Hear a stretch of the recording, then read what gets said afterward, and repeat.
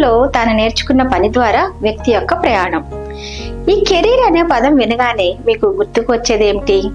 మీ తల్లిదండ్రులు కలిగి ఉన్న కెరీర్ మరియు మీ చుట్టూ ఉన్న వ్యక్తులు కెరీర్ గురించి మీరు ఏమనుకుంటున్నారు? ఈ అంశాలు వివరించడం ప్రారంభించే ముందు ఒక్క నిమిషం సమయం తీసుకొని దీని గురించి ఆలోచించండి. ఇంతకు కెరీర్ అంటే ఏమిటి? కెరీర్ అనే పదానికి వృత్తి అని అర్థం. ఒక వ్యక్తి తాను రోజు చేసే పని అని కూడా అర్థం. వ్యక్తి తన మనుగడను కొనసాగించడానికి, అవసరాలను తీర్చుకోవడానికి ఒక పనిని వృత్తిగా చేస్తాడు. మనుగడ అంటే భౌతిక వనరులు, డబ్బు, ఇల్లు, ఆహారం, ధరించడానికి బట్టలు, ఇవన్నీ మనిషి మనుగడకు అవసరం. దీనికోసం మనం ఎక్కడికి వెళ్తాం? పని చేయడానికి వెళ్తాం, ప్రజలను కలుస్తాం, వారితో కలిసి పనిచేస్తాం. దీనివల్ల మనకు సామాజిక సంబంధాలు ఏర్పడతాయి, తద్వారా సామాజిక అవసరాలు నెరవేరుతాయి. ఇతర వ్యక్తుల పైన, సమాజం పైన ప్రభావితం చేసే విధంగా మన కెరీర్ ఉండాలి. ప్రస్తుతం కొంతమంది వ్యక్తులు కెరీర్ అంటే ప్రత్యేక శిక్షణ మరియు అధికారిక విద్య కలిగి ఉన్న పనిని అంశాలుగా మాట్లాడుతున్నారు. అయితే మనం దీన్ని కెరీర్ అనే పదానికి పునాదిగా తీసుకుంటే, ప్రత్యేక శిక్షణ పొందని, అధికారిక విద్య లేని వారి కెరీర్ ఎలా వివరిస్తాము? చాలా మంది వ్యక్తులు ఉన్నారు కదా, వ్యవసాయ రంగంలో ఉండే రైతుల గురించి, లేదా కొందరు ఏదైనా పనిని అనుభవంతో పనిచేసేవారు, అంటే చేతివృత్తుల వారు కూడా. వారసత్వంగా వాణిజ్యంలో మెలకువలు నేర్చుకున్న వారి గురించి ఏమని ఆలోచించాలి? లేదా కూర్చొని కళాకృతులు లేదా ఆభరణాలు ఎలా తయారు చేయాలో నేర్చుకున్న వారి గురించి ఏమిటి? ఇవన్నీ కూడా వారి తల్లిదండ్రుల దగ్గర నుంచి నేర్చుకున్నవే కదా. కాబట్టి కెరీర్ యొక్క వివరణ అన్నది పనికి సంబంధించినది మాత్రమే కాకుండా అది సరైనది కాదని అనిపిస్తుంది. కొంతమంది పరిశోధకులు కెరీర్ అనే నిర్వచనానికి కార్యాలయంలో వ్యక్తి యొక్క అనుభవం, పనిచేసే సంస్థల్లో లేదా వెలుపల ఇతర పని సంబంధిత అనుభవాలను కెరీర్ అని చెప్పారు. ఇది జీవిత కాలానికి సరిపడే ప్రత్యేకమైన పని నమూనాను ఒక వ్యక్తికి అందిస్తుంది. ఎందుకంటే అది పని ప్రదేశంలో మరియు జీవితంలోని ఇతర అంశాల్లో ఒక వ్యక్తి యొక్క అనుభవాల గురించి తెలియజేస్తుంది. వారు పాఠశాలలో ఉన్నప్పుడు నేర్చుకోవడం, లేదా వారు కెరీర్లో మంచిగా స్థిరపడడానికి సిద్ధమవుతున్నప్పుడు వారు ఆ కెరీర్లో ముందుకు సాగడానికి వీలుగా ఉంటుంది. వారు పదవి విరమణ సమయం వరకు కెరీర్ కొనసాగుతూ ఉంటుంది. కెరీర్ అంటే వ్యక్తిగత జీవితంలో విద్య మరియు ఉద్యోగ అవకాశాలు ఉపయోగించుకొని ఒక వ్యక్తి చేసే ప్రయాణం. ఒక ఉద్యోగాన్ని ఎంచుకోవడం మాత్రమే కాకుండా దాంట్లో నిరంతరం అభివృద్ధి కోసం చేసే ఈ ప్రయాణంలో వచ్చే మార్పులకు అనుగుణంగా జీవితంలో వివిధ దశలలో నిర్ణయాలు తీసుకోవడానికి సూచిస్తుంది. కెరియర్ గైడెన్స్ యొక్క పరిధిని అర్థం చేసుకోవడం ద్వారా ఒక వ్యక్తి తన ప్రయాణం సమర్థవంతంగా, ప్రణాళికాబద్ధంగా చేసుకోగలుగుతారు. అయితే ఈ ప్రయాణంలో కెరియర్ గైడెన్స్ యొక్క పరిధిని అర్థం చేసుకోవడం అనేది స్వీయ అంచనాతో ప్రారంభమవుతుంది. ఇందులో ఒక వ్యక్తి తన ఆసక్తులు, అభిరుచులు, విలువలు, బలాబలాలు, నైపుణ్యాలు తెలుసుకోవడం ద్వారా తనకు సరిపోయే కెరియర్ అవకాశాలను గుర్తించగలుగుతారు. ఒక కెరియర్ని ఎంపిక చేసుకోవాలంటే దానికి సరైన నిర్ణయం తీసుకోవాలి.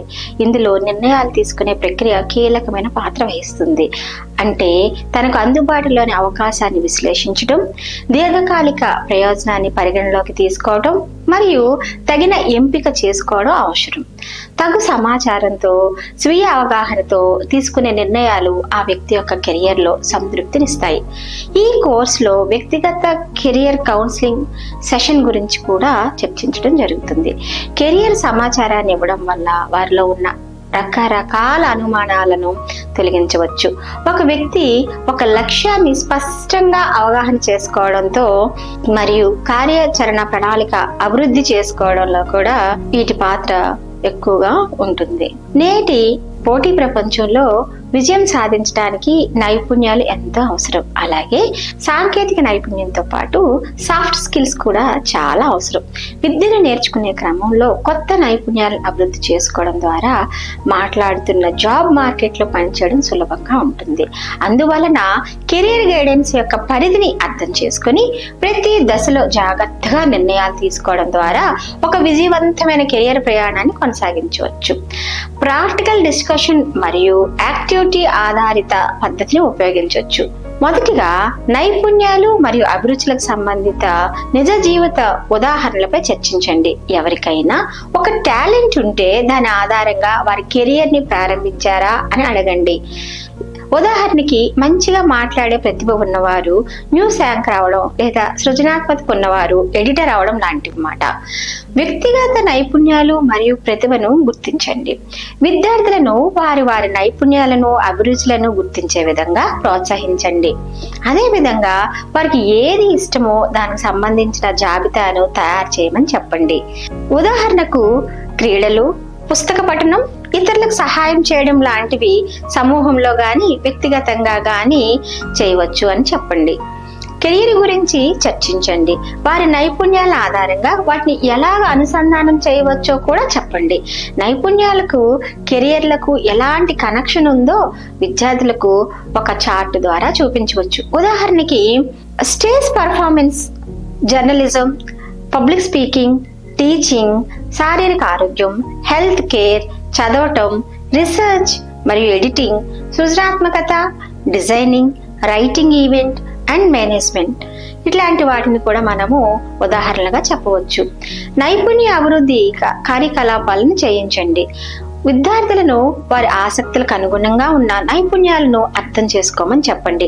ఉదాహరణకి చిన్నపాటి కార్యక్రమాన్ని నిర్వహించడానికి స్వచ్ఛందంగా ముందుకు రావడం, చిన్న కథనం రాయడం లేదా క్రీడను ప్రాక్టీస్ చేయడం ఇలాంటివి చేయడం ద్వారా వచ్చే అనుభవం వారిలో ఉన్న నైపుణ్యాన్ని చైతన్యపరుస్తుంది. ప్రతిరోజు కొత్త విషయాలను నేర్చుకోవడాన్ని ప్రోత్సహించండి. ఈ రోజు కొత్తగా ఏం నేర్చుకున్నారు అనే సులభమైన ప్రశ్నతో సెషన్ ముగించండి. మీరు ఏది కొత్తగా నేర్చుకున్నారు దాన్ని అలవాటుగా మార్చుకోవాలి. ఇది విద్యార్థులు కొత్త విషయాలు నేర్చుకోవడంలో ఆసక్తిని పెంపొందిస్తుంది. ముఖ్యంగా అంశాలను సంక్షిప్తంగా చెప్పండి. నైపుణ్యాలను కెరియర్ మార్గాలకు ఎలా అనుసంధానం అవుతాయో తెలియచేయడం ద్వారా వారి వ్యక్తిగత అభివృద్ధికి ఎంత అవసరమో చర్చించి వాటి ప్రాముఖ్యతను వివరించండి. కెరియర్ దశలను నిర్ణయించుకునే ముందు ఎక్స్ట్రా కరిక్యులర్ యాక్టివిటీస్ నైపుణ్యాలను రెజ్యూమ్లో రాసుకోవడానికి, అలాగే మెన్యూను ఇంకొంచెం మెరుగుపరచడం ద్వారా దానికి సంబంధించిన వృత్తిలోకి వెళ్ళటానికి ఉపయోగపడుతుంది. సో మీ అందరికీ కెరియర్ ని ఎలా ఎన్నుకోవాలన్న అంశం బాగా అర్థమైంది అనుకుంటా కదా. దీనికి సహకరించిన అందరికీ ధన్యవాదాలు తెలియజేసుకుంటున్నాను. Thank you one and all.